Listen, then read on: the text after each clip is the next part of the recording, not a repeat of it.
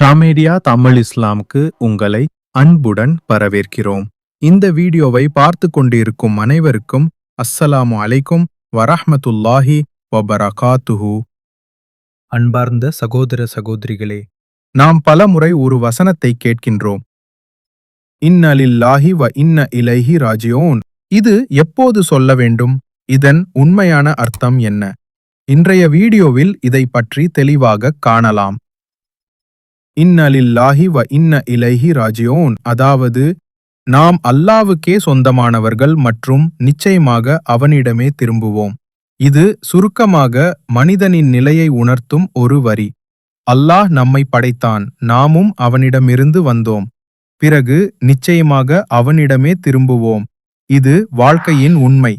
இந்த வசனம் சோதனை, துயரம், இழப்பு போன்ற தருணங்களில் சொல்லப்படுகிறது.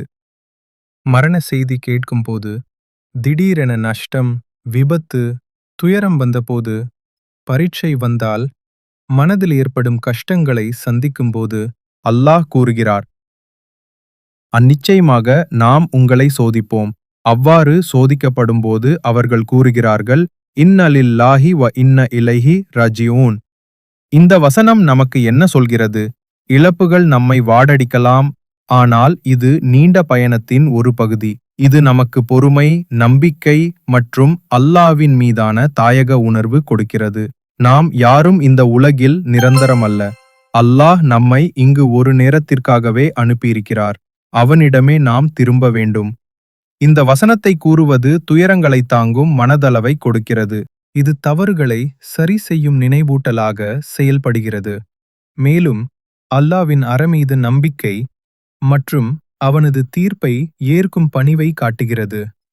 அன்புள்ள சகோதரர்களே, நாம் எல்லோரும் ஒரு நாளில் அல்லாஹ்விடம் திரும்ப வேண்டும்.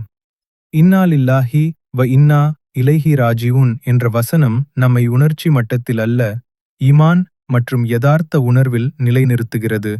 இதை மனதில் கொண்டு எப்போதும் தெளிவான ஹிதாயத்துடன் வாழ்வோம். இந்த வீடியோ உங்களுக்கு பயனளித்ததா? உங்கள் கருத்துக்களை கீழே உள்ள கமெண்ட் பாக்ஸில் பகிர்ந்து கொள்ளுங்கள்.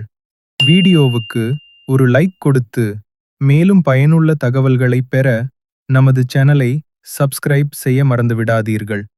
வஸ்ஸலாமு அலைக்கும் வரஹ்மத்துல்லாஹி வபரகாத்துஹு.